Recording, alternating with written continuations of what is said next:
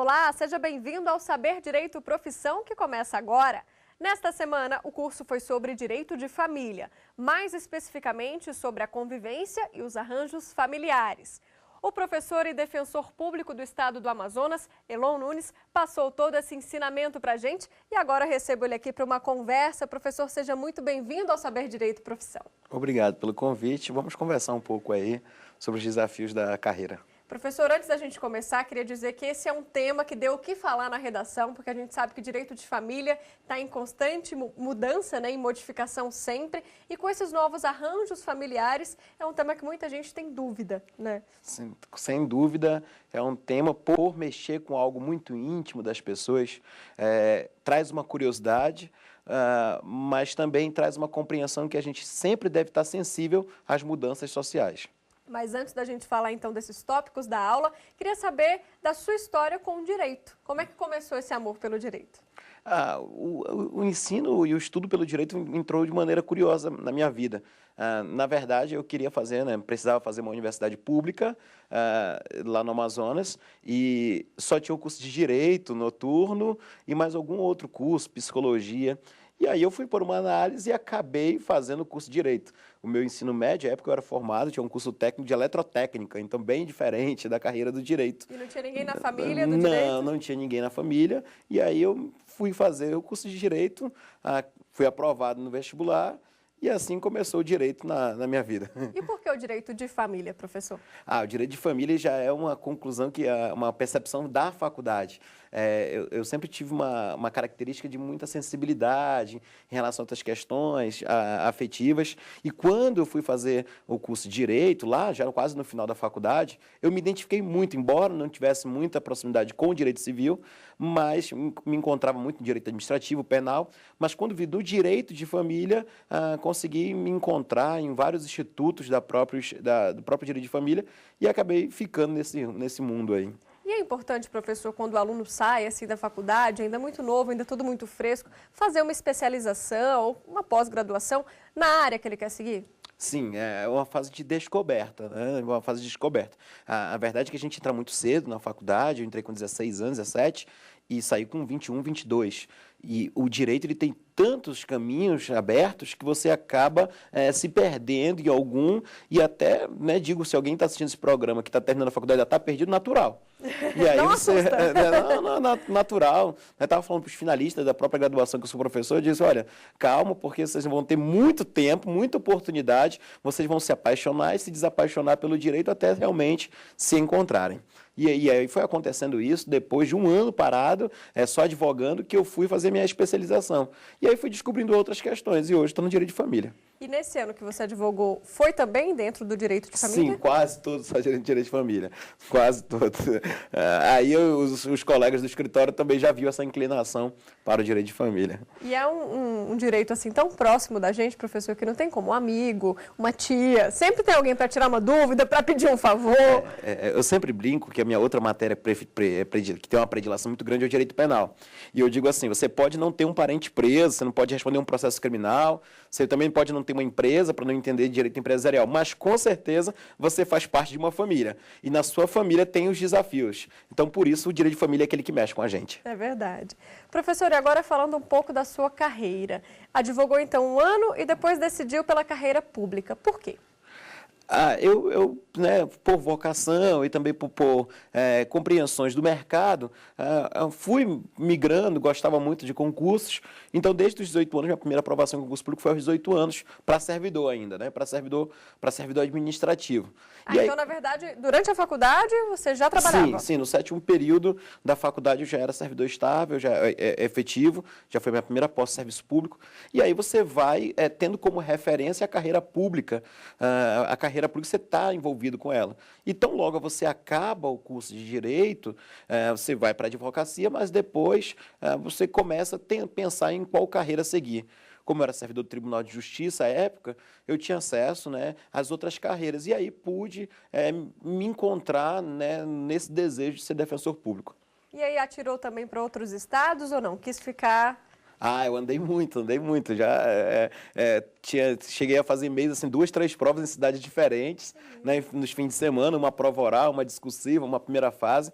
Andei um pouquinho no Nordeste, no Sudeste e no Norte em especial, porque era a minha região, é a minha região de naturalidade. E aí escolheu ficar perto da família mesmo? Sim, sim. Tive a oportunidade, o privilégio de ser defensor público no estado de Rondônia, e tomei posse lá, exerci lá a defensoria, o cargo de defensor público, mas depois fui aprovado no concurso público do meu estado e aí voltei, né, para minha terra, ser abençoado 2 vezes. Primeiro com a carreira que você sonha e no estado, né, que você reside. Eu tenho uma afinidade muito grande com o meu estado, então pronto, me estabeleci por lá.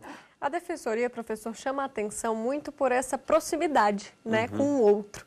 E isso também requer um talento, né, porque você está ali para defender o outro, para entender a história do outro, para aconselhar, para muitas vezes acalmar quem chega ali no desespero. Você deve ter uma coleção de histórias por aí, né? Sim, sim, eu exerço, na verdade, é um trabalho que ele precisa empatia. Empatia. O defensor público, ele precisa ter um cuidado, desde o modo de se vestir, muitas vezes, para ter uma proximidade com o assistido, ter essa compreensão de desafio, para que ele possa se manter na distância necessária, para não ser um conivente ou cúmplice, mas ele também não precisa ficar tão distante, porque às vezes essa necessidade de confiar, né, num agente político, as pessoas, né, não têm essa compreensão e encontram no defensor público a esperança.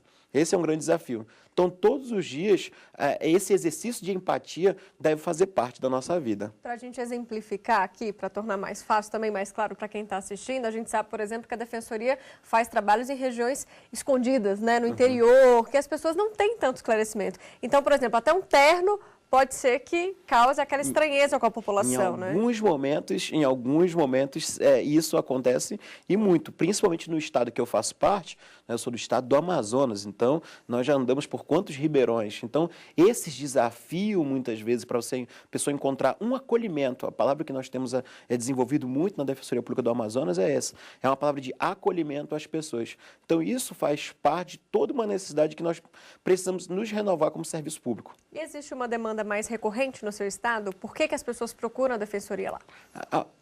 Em todos os estados brasileiros, o grande desafio da Defensoria Pública, a grande demanda dela é o direito de família. Isso a gente não pode negar. Mas temos outras atuações, como também relacionados ao direito criminal e passam também pelo direito à saúde, ações coletivas, que é uma grande atuação da Defensoria Pública que tem no estado, e essas são as demandas mais desafiadoras que temos, né, na Defensoria Pública, em especial no Amazonas. E o que é mais difícil hoje lá na sua região, professor, enfrentar, né, como defensor?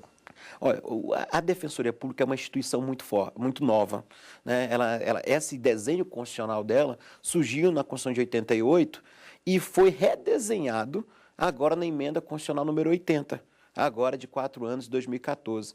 Então, esse redesenho da Defensoria Pública, a dificuldade que nós temos hoje é entender cada vez mais essa renovação que deve partir dos próprios membros, servidores e dos assistidos. Nós precisamos cada dia mais compreender que a Defensoria Pública é uma instituição nova, mas que já tem uma grande responsabilidade, e isso até o próprio sistema de justiça precisa compreender, porque aquelas manifestações da Defensoria Pública não são apenas de alguém que está atuando, mas, na verdade, revelam uma necessidade social. A Defensoria busca muito essa transformação social, e isso é um desafio que nunca acaba. E a gente esclarece aqui, professor, que existem também pré-requisitos para quem procura a Defensoria, né? Quem que pode procurar um defensor público? Sim, a Defensoria Pública, a Constituição, ela otorgou lá no artigo 5º, né, combinado com o artigo 334, assistência jurídica aos necessitados. Esses necessitados, inclusive, por entendimento do STF, eles não estão reduzidos ao necessitado econômico. O necessitado econômico é uma das balizas, né, que observamos. Existe um mínimo, assim? Por exemplo, lá no estado do Amazonas, nós trabalhamos com os 3 salários mínimos, né, uma renda. Mas, em determinados momentos, nós conseguimos encontrar os necessitados organizacionais, os necessitados jurídicos, os imigrantes. O estado do Amazonas está localizado na região norte, então nós trabalhamos muito com imigrantes, outros desafios que a Defensoria Pública também acolhe por valorização dos direitos humanos, por essa promoção de direitos humanos. Então, diante disso, a Defensoria Pública, em alguns momentos, muitas comunidades, nós temos um desafio muito grande relacionada a ocupações, né, no estado do Amazonas, a moradia, e são questões que as comunidades, pelas ações coletivas, não passam pelo patamar econômico. Claro que ali tem necessidades econômicas, mas por uma necessidade organizacional. Esse não é o desafio brasileiro. Professor, você citou imigrantes, né? O pessoal que veio do Haiti, da Venezuela, eles podem recorrer à defensoria ou não? Sim, a Defensoria Pública, pelo princípio da unidade, ela é organizada em Defensoria Pública da União e Defensoria Pública dos Estados. O nosso Núcleo de Direitos Humanos, ele atua em conjunto com a Defensoria Pública da União, mas essa atuação constitucional é da Defensoria Pública da União. Agora, claro que outros direitos, afora a imigração, a situação de refugiado, também há proteção por parte da Defensoria Pública do Estado. Professor, agora mudando um pouquinho de assunto, vamos falar da docência. Quando é que ela entrou na sua vida? Por que dar aula? A Defensoria... Olha só, uma questão muito curiosa, que lá atrás, o meu sonho era ser professor de geografia. Antes de fazer direito, antes de fazer qualquer coisa, meu sonho era professor de geografia. Eu decorava as capitais dos países, etc. Tinha essa curiosidade muito grande. Só que fui fazer direito. E a profissão ficou lá, deixou guardada. E quando a gente é oportunizado, Deus nos oportuniza tanto sucesso, conhecimento, aprendizagem, há uma natureza nossa, e principalmente até pela carreira da Defensoria Pública, em você multiplicar, democratizar isso. E a partir de então, eu encontrei na docência essa possibilidade de você multiplicar, estimular nas pessoas a necessidade de aprender, né, de ter a sua vida também transformada, como a minha foi pelo conhecimento, pelos estudos, por esse esforço. E a docência surgiu naturalmente, também para preparação para concursos, também, etc. E você começou em cursinhos ou em faculdades? Comecei em cursinho, faculdades e hoje cursinhos também, preparatórios. Então hoje você concilia a vida pública também dando aulas no contraturno. Sim, a docência também ela é. A Defensoria Pública é a prioridade, né? Sem dúvida, a carreira institucional é a prioridade. Mas, de maneira alguma, até mesmo a docência, ela contribui para a tua carreira jurídica, no meu caso, porque ela me atualiza bastante e os casos concretos do meu diário de defensor, daquilo que eu vivo, eu levo também para a sala de aula para que as pessoas possam sair dos livros, da leitura seca da lei e compreender o direito como ele é, olhando para a vida e a vida olhando para o direito. E sobre esses casos concretos, professor, a gente vai falar no segundo bloco. Vamos fazer uma pausa? Sim. Bom, a gente faz um intervalo então rapidinho. Saber Direito e Profissão volta daqui a pouco, não sai daí.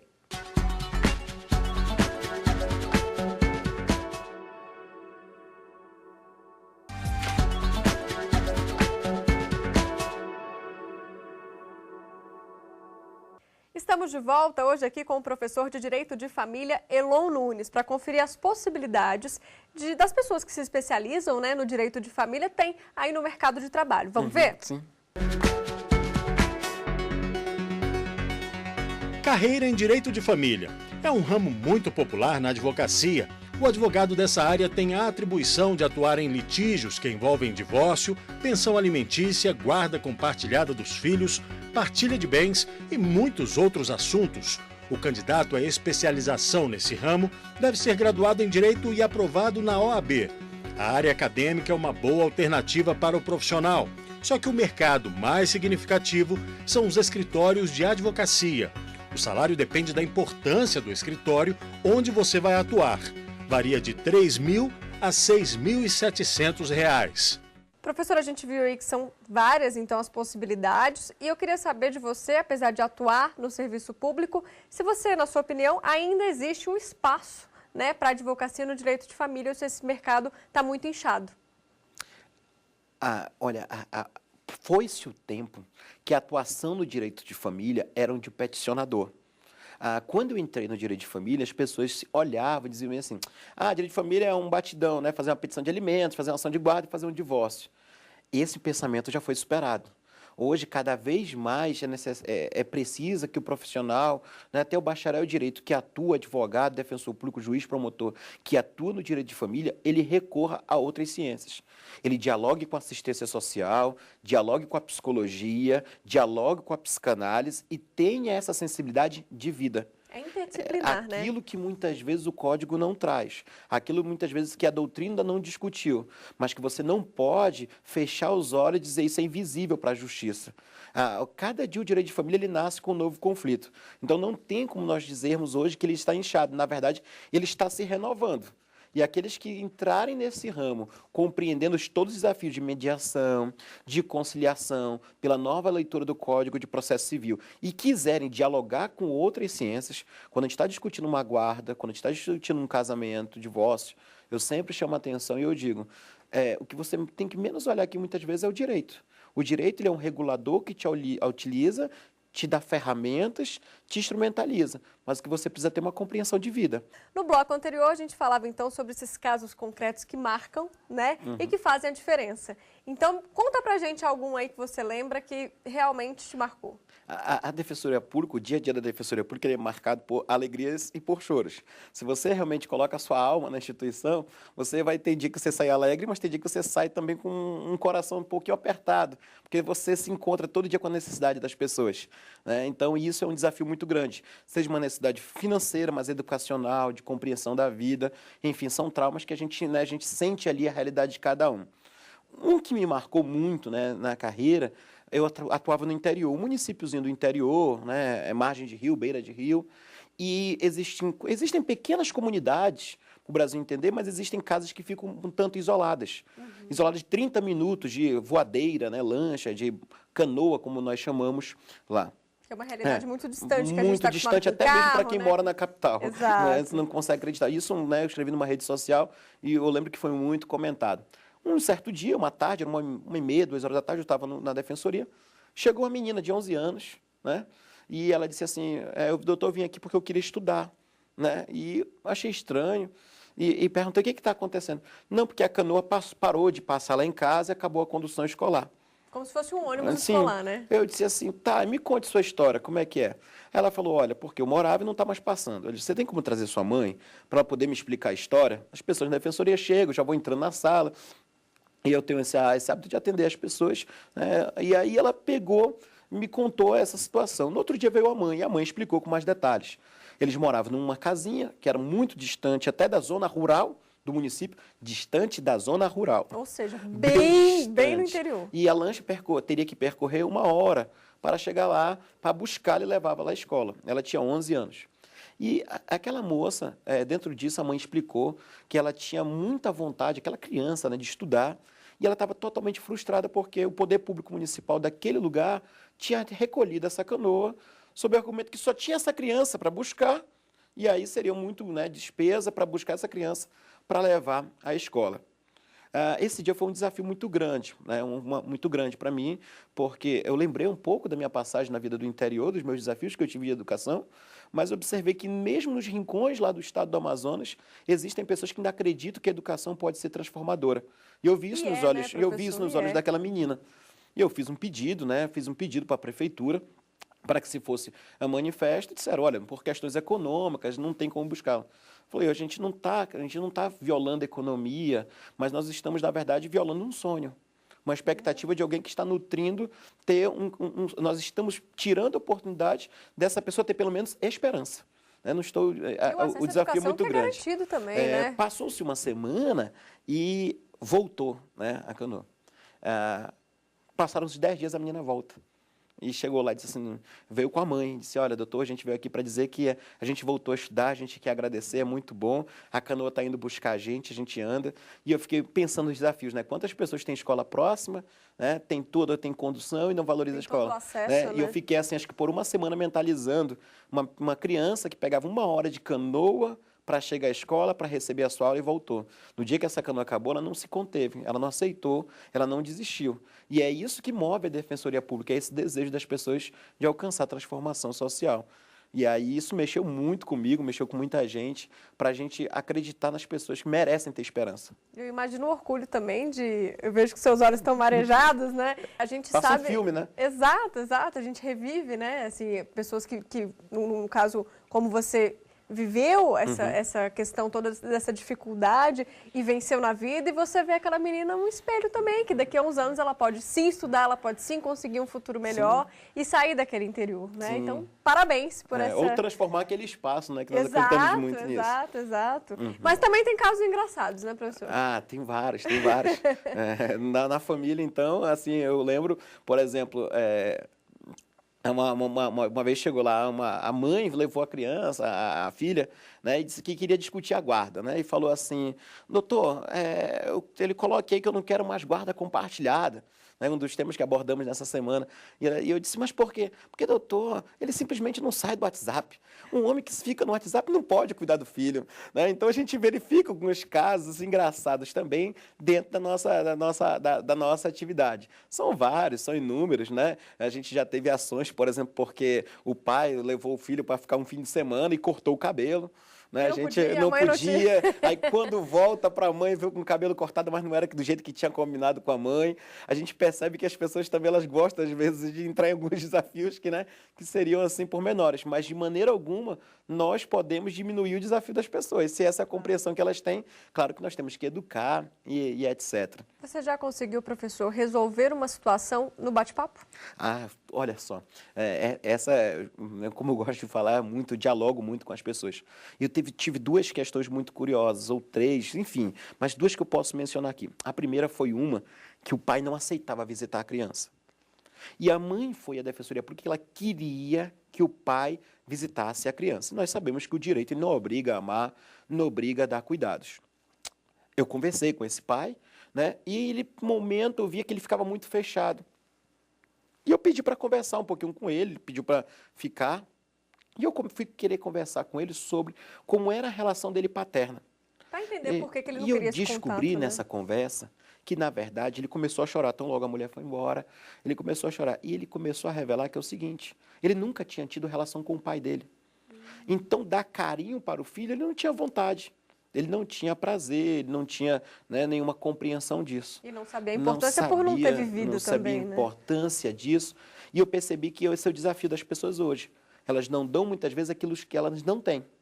E quando eu comecei a compreender e trazer para aquele homem que ele poderia mudar a sua história a partir daquele momento, ele inaugurar uma nova existência na vida dele a partir dos seus filhos, ele saiu com um pensamento diferente. Passaram-se alguns dias. Eu estou num shopping na cidade, aquele cidadão me encontra. Ele vai lá, me cumprimenta, me agradece, fala de um bocado de coisa, explica que ele estava mudando de comportamento. E aí eu percebi que, às vezes, nossa conversa um pouquinho a mais, para esquecer um pouquinho da meta, para saber do trivial, ela pode ser importante na vida das pessoas. A Defensoria Pública ela também tem um programa lá chamado Oficina de Parentalidade, né? Tem uma inspiração do Conselho Nacional de Justiça. E lá nós, né, cuidamos também desse projeto, desse programa. E nós temos duas questões que foram muito interessantes. Uma foi que nós estávamos falando de parentalidade. A família não acaba com a separação, que acaba o casal. Mas quando tem filho, é necessário ter cuidados. E nós passamos um momento na oficina falando de todos os desafios que envolvem a paternidade e os traumas, tanto na vida do casal quanto na vida das crianças. Acabou aquela oficina, o casal, né, pediu para conversar um pouco comigo. Conversei com eles, passou-se. Quando chegou no dia da audiência para tratar sobre o divórcio, que essa oficina é antes da audiência, eles pediram para conversar. E eles disseram que depois daquela oficina, eles ficaram muito pensativos dentro da situação e perceberam que o erro não estava no relacionamento, mas que estava na construção que eles estavam dando para isso e que eles queriam voltar. Foi uma questão muito curiosa, uma questão muito interessante. Então, pela humildade do casal em conseguir tirar o dedo do outro e compreender que podem e se deram uma nova chance. Então, isso também marca muito essa questão. A Defensoria Pública, antes da assistência jurídica, é uma educação em direitos. Esse é o acesso à justiça primordial. As pessoas compreenderem que podem protagonizar os seus desafios. E para essas pessoas nós percebemos que, às vezes, uma conversa que não veio, não tiveram oportunidade, esse é um papel do defensor público. E às vezes ouvir uma terceira pessoa que está de fora, né, que não viveu aquilo, às vezes esclarece muita coisa, né, esclarece. Todos esses desafios nós vamos reconstruindo a cada dia. E isso fala com a gente. Isso também é uma lição de vida. Você leva para a sua vida também? Sim, a gente começa a observar que dentro desses desafios, a gente acaba também aprendendo em cada um desses momentos como a gente, né, sempre dá uma oportunidade a mais. Bacana. Professor, você falou de metas e muita gente não sabe que a Defensoria trabalha com metas. Existe um mínimo de processos que tem que ser resolvidos, de casos que tem que ser levados mesmo, judicializados? Não existe um plano de metas nesse sentido. Mas a Defensoria Pública tem trabalhado, por exemplo, no estado do Amazonas, com um programa de aperfeiçoamento de mérito, onde há um desafio, através do defensor público geral, inclusive da tua administração, em capacitar os membros e estimular a cada vez atender melhor. E, claro, hoje as metas estão sendo desenvolvidas, cada área de uma maneira diversa. No criminal, vocês têm, os colegas que atuam lá têm um desafio. Nas ações coletivas também. Na Defensoria de Família também tem uma meta diferenciada. Mas a nossa meta, muitas vezes, não é, até falava com um colega juiz da vara que eu atuo, e ele falava assim, a Defensoria Pública me alegra quando ela diminui o nosso serviço, porque a gente vê que vocês estão conseguindo resolver de alguma maneira. Então, os nossos desafios, muitas vezes, não é judicializar, pelo contrário, é trazer o acesso à justiça na sua maneira plena, as pessoas se resolvendo, com paz no coração. Quem sabe na primeira conversa. Quem sabe na primeira, na segunda, e a gente vai. Professor, o nosso tempo chegou ao fim, mas eu agradeço aqui pelo bate-papo, pelo seu conhecimento transmitido para mim e para os alunos também. Muito obrigada. Obrigado, a gente agradece a oportunidade e a Defensoria Pública, a gente está à disposição. Obrigada, professor. Bom, a gente fica por aqui então, mas você pode continuar com a TV Justiça na internet. Acesse aí o site ou então se inscreva no nosso canal no YouTube. É TV Justiça Oficial. Muito obrigada pela sua companhia e até a próxima. Tchau!